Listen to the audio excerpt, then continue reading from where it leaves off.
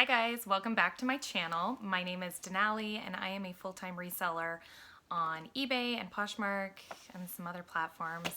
If you're new to my channel, please hit the subscribe button if you're curious and want to hear more about my journey.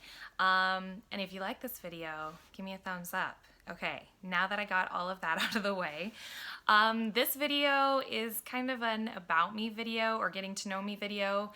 I've talked about doing this in my last couple of videos, and I kind of just made a list last night of things that I could talk about. I've been putting this video off mostly because I was like, oh, I'm gonna have to like do my hair and put on a cute outfit and all that stuff to film. But the reality is it wouldn't really be an about me video if I wasn't really how I usually look. So I put on this fancy hoodie and I have my Old Navy workout tank. This hoodie is like, gosh, how old is it? It might be like 15 years old. It's from Urban Outfitters, and my best friend and I both had one, and she regretted giving hers away long ago, but I didn't give mine away, of course, right? True reseller talk right there. Yeah, and then my hair, I maybe haven't washed in a couple days. I did put on a little mascara and I put on eyeliner, which I wasn't planning on doing, but you know when you put on mascara and then you get like the brush marks from the mascara on your eyelid, so I was like, okay, I'll just put some eyeliner on there to cover it up, and then I filled in my eyebrows a little bit. Do you fill in your eyebrows? Because that is worth doing, in my opinion. I don't use a pencil. I use like, they have mascara wands for brows. Anyways, this is totally not relevant to an about me video regarding reselling, so if you're there for that, about me starts at the 2-minute mark. Okay, so like I said, my name is Denali. I live in Washington State. I live in Western Washington. I'm about like 2 or 3 hours from the Canadian border. I don't know why that's relevant to say, but I feel like it gives you some point of where I might be. I'm about 30 minutes outside of Seattle. I like to say 30, it's probably really like 40, so 30 minutes outside of Seattle. I'm currently 34 years old. My birthday's in February, so I'll be 35 soon. That's gonna come up sooner than I think. Like I said before, I sell on eBay, Poshmark. I also have started dipping my toes back into Mercari. I've sold an item and have other items listed on Tradesy. I sell on OfferUp, which is like local. I sell on Facebook Marketplace, which is local. I sell on the RealReal, which is like designer consignment items. Where else do I sell? I can't think of anywhere else right now. ThredUp. Okay, that's all I can think of in this moment. So there's the platforms I sell on. My username, like I have said in the past, which I don't think I've said yet, but it's ELDUCHO, ELDUCHO. So that's my store name on platforms for the most part. And then my Instagram is ELDUCHO Thrift. So ELDUCHO. Anyways, Thrift. So I've had people ask me what's the meaning behind my username.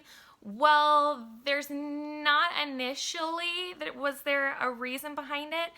When I decided to start kind of reselling in my life again, I just started using my husband's account because I didn't have information on my old accounts that I used to have on eBay. So he had an account and it was ELDUCHO or ELDUCHO, as he likes to say, but I say ELDUCHO.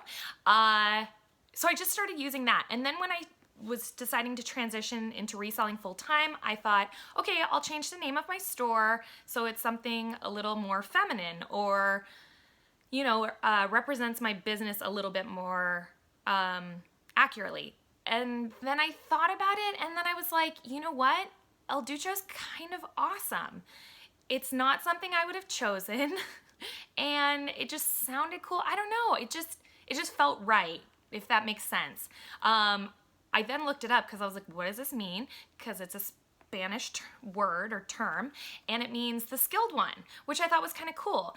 I don't know that you can think of me as the skilled one. I like to think I'm becoming more skilled every day, so I thought that meaning was kind of cool. So anyways, I'm in my usual spot in my house. This is in my bedroom. These are my windows in my bedroom. I don't usually have these open, and you can see it's like a rainy day here in Seattle. But anyways, how long have I been selling online? Forever. I first started, which leads me into my next section. I first started selling online on eBay. I think it was 1997, if I'm remembering correctly. I was in 7th grade, and I was selling lots of different things. I think the bulk of what I was selling was like NSYNC memorabilia. If you are my age, you know who NSYNC is. It's like Backstreet Boys, NSYNC. They were really popular. So I was selling just all sorts of memorabilia. And there was good money in doing that at that time. Back in those days, we used to take check or money order on eBay.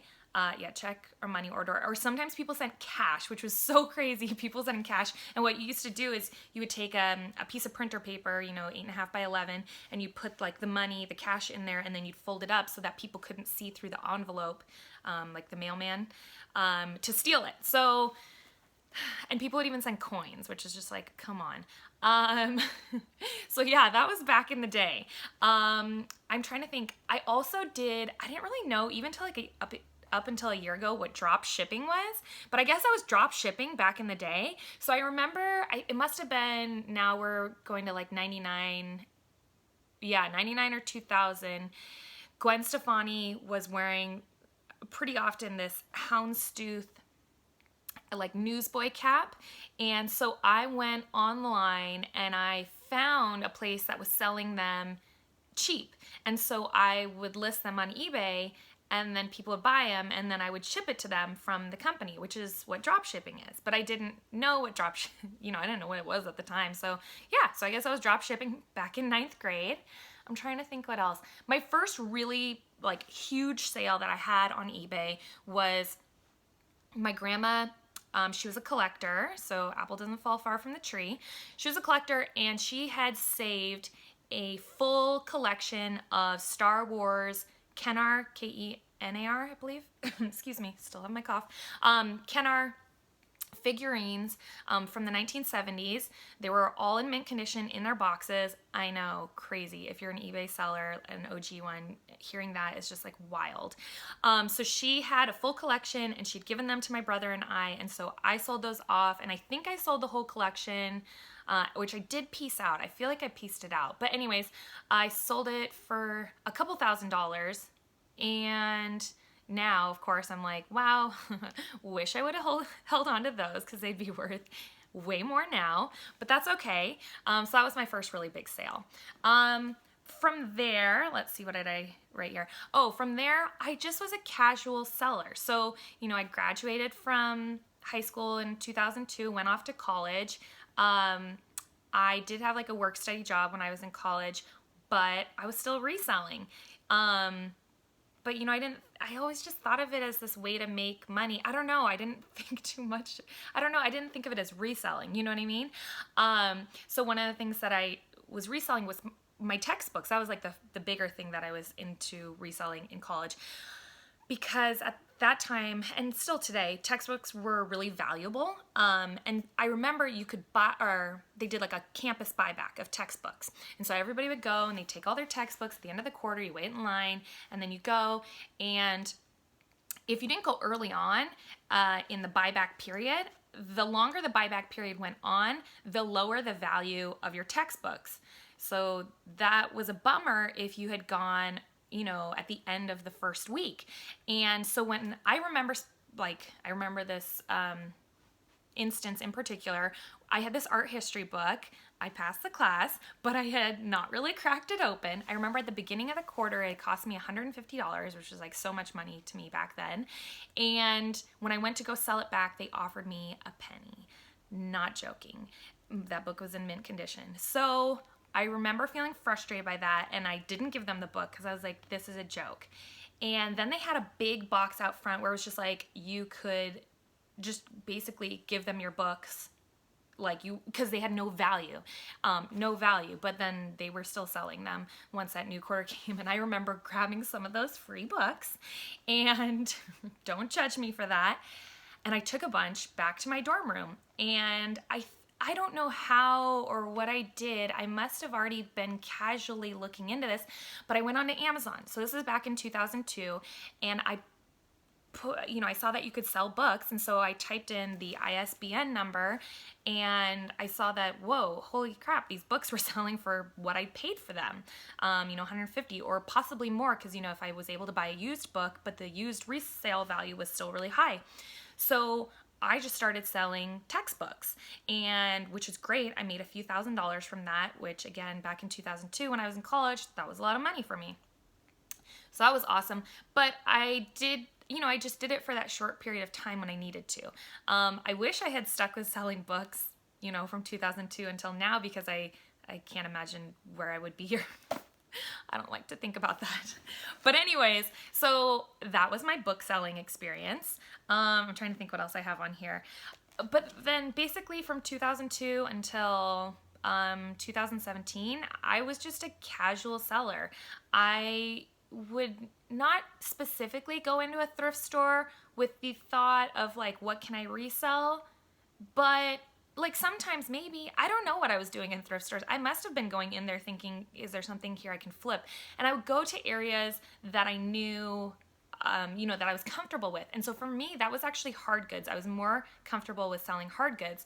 And I remember one of the things that I would do, I would go through like at Value Village, the hard good aisles, and I would look for stuff like that was Sanrio, like Hello Kitty, because I knew people collected Hello Kitty stuff. I liked Hello Kitty when I was younger, so I knew what sort of stuff would be valuable. So I would pick up, like, some people are really into the houseware items like toasters or, I don't know, radios or alarm clocks or different things like that. And so I would pick those up and flip those on eBay because you can make some pretty good money for it. I'm trying to think what else. I dabble a little bit in shoes, but not really clothing for the most part. Clothing, I didn't know clothing had a resale. I wouldn't have even known what clothes were valuable. I barely still know that. So that's kind of where I was in terms of reselling. Or another thing was I just sold through my house. And so it's like, I'm looking in my bedroom right now as I'm saying this. I used to call it, I had like a blog like a long time ago. I would call it liquidating your assets. Walk through your house. What do you have in your house that you could sell? Some things, it might surprise you what their resale value is, but they have a really good resale value. Or, we all have those purchases in our house where it's like, oh, we bought that from the store and then we never really used it.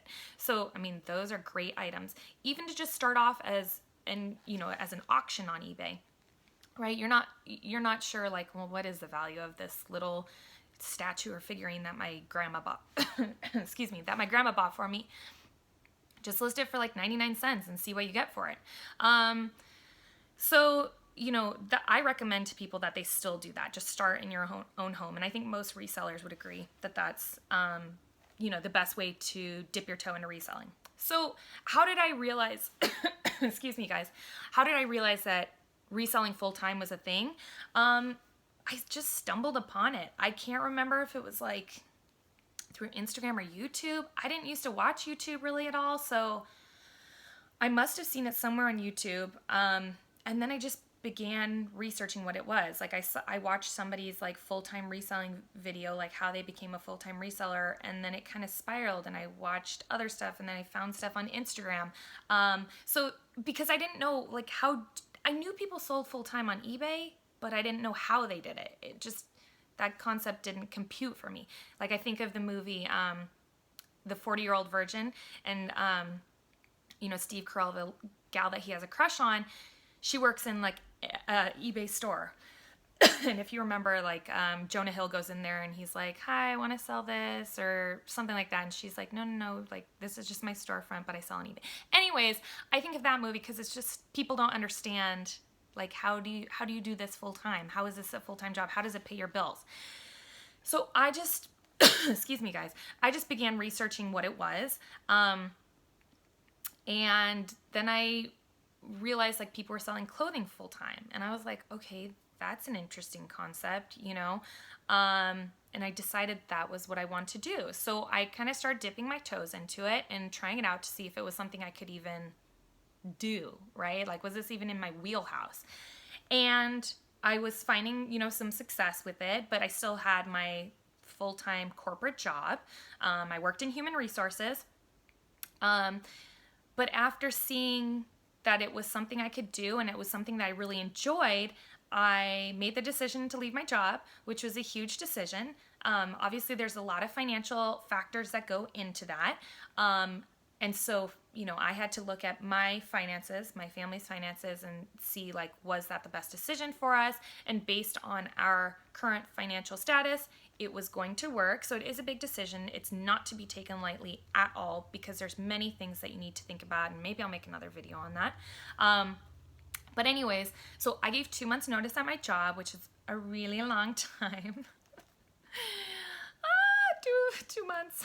Don't do it. 2 weeks for a reason, okay? Anyways, so I gave 2 months notice at my job, and so then my last day was July 7th, 2017. I just, like, that day will live in infamy, because I've been working there so long. So it's really hard to leave a job that you've been at for so long with people that you love. So anyways, that was my last day, and then, it was kind of a weird transition, because I was a human resources department of one, so it was just me. So I wasn't really used to ever having time off. I always was working. Like, even when I was at home, I was on call, you know what I mean, if there was a problem. So to go from that to not being called was a little crazy. And that first month, we actually took a 2-week road trip, which was, like, nice to do that. But then it was weird to, like, come back and be like, oh, I'm not going back to my office, you know what I mean? So, you really do have to be regimented and disciplined. And I wouldn't say for those first 5 or 6 months that I was really just, I feel like I was, is it like a fish out of water? Would that be a good term? I kind of didn't know what I was doing. You know what I mean? I was just kind of like, I feel like I don't want to use all these sayings, but it's just like I was shooting, blindfolded, shooting darts, right? Like, to see what stuck. I was just trying a lot of stuff. Sorry, I just got a low power mode notification. It wasn't really until December that I started making some decisions about my business. That first decision was, I was on Instagram in the reseller community, but more of a quieter presence. I decided in December of 2017, that I wanted to meet new people and connect with others, which is, like, obviously a part of who I am as a reseller.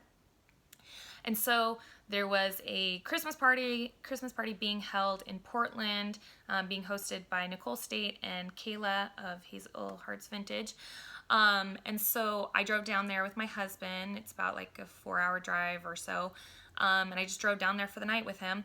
And we went to this party, and I got to meet a lot of different people. And it was a great introduction, which I've talked about this in some other videos, so I won't dwell on it for too long. But it was a great introduction for me into meeting others, and then that spiraled. You can go, I have another video where I talk about this, and so you can kind of revisit that, but it basically details, like, or I talk about, my journey in meeting others throughout the year by attending events like Posh Fest and eBay Open. I'm like, is that what they call it? eBay Open, and taking thrifting trips and just reaching out to folks. So to go from not knowing anyone December 2017 to now this year, December 2018, and having lots of really great friends and connections has been huge for my business. In January of this past year, so now I'm going back, but so January 2018, I did a mentorship group with Nicole State, and it was like a small group mentorship, and that was really awesome. I got to, again, connect with other people, and then also Nicole was very helpful in giving me advice about eBay, which I think is so crucial.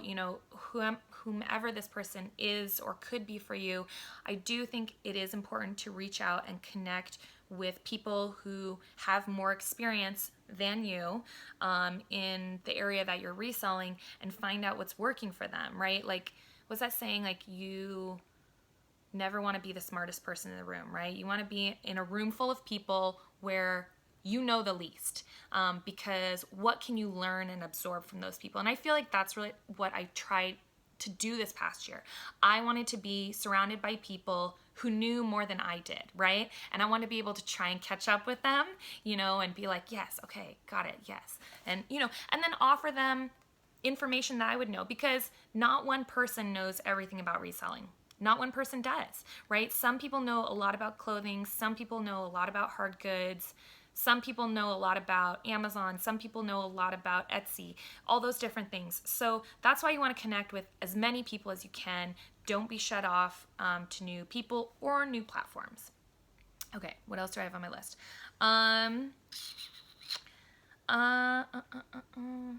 Oh, that's kind of where I left it off. So I guess that's me a little bit in a nutshell. If I felt like 2017, which, I started halfway through, if I felt like 2017 was kind of my starting year, then I feel like this past year was just a lot of learning, and learning what was going to work for me, because, you kind of have to figure out like what sort of reseller do you want to be. And I feel like I'm starting to figure that out. You see a lot of like what other people do and you're like, I'm going to try that. I'm going to do this. I'm going to da-da-da-da-da. All these different things, like what's going to work for you? What feels good for you? And so for me, I thought for a while I just wanted to have a high average sale price, that I wanted to only buy high-end items and flip those. But that's not how I started out, and that's not where I am today. I don't mind selling lower-end items. I do realize that there is a little more work in selling lower-end items, and I say that in terms of quantity, right? I'm able to pick up lots of lower-end quantity items than you are higher-end, high average sale price items.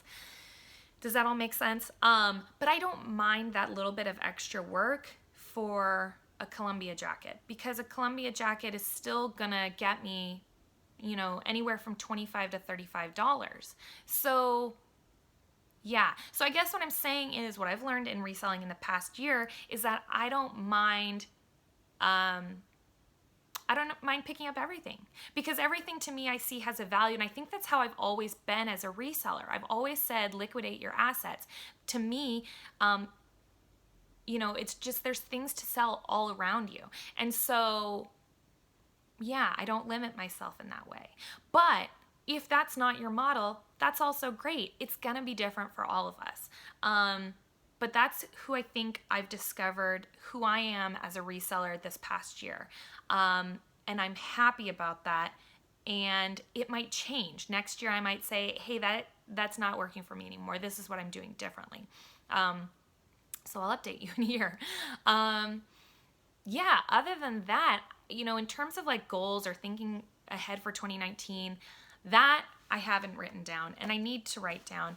I'm not so regimented that I'll be disappointed if I don't accomplish those things, because the truth is I'm probably going to have a really long list of things that I want to accomplish in 2019, and I probably won't get to all of them.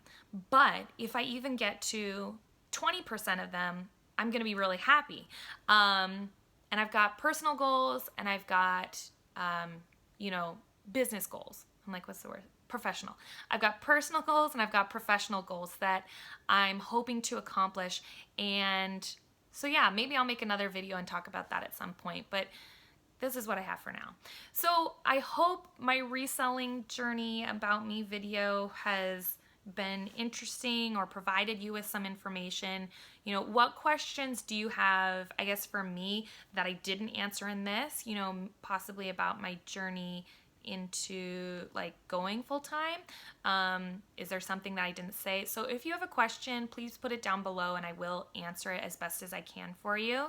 I'm also curious, how many people who watch my videos are full-time and how many are part-time. So put that down below, because I'm curious if you're a part-time seller or a full-time reseller. So anyway, if you guys like this video, again, give me a thumbs up. I do appreciate it. It's encouraging for me to make more videos. But but now that I made this video, I'm gonna go hop on my treadmill. I don't want to. And then I'm gonna go photograph some stuff, because I really need to do that. I've got like 2 piles of clothing that just need to get done. And I don't think I'm gonna actually be sourcing for the next 2 weeks, maybe. I mean, when I go to Palm Springs, I might do it a little. But anyways, I've got a lot of stuff to take care of before I go on vacation soon. So anyways, thanks for watching, guys. I really appreciate it. I hope you have a wonderful New Year's Eve and New Year's Day, and I'll talk with you soon. Thanks. Bye.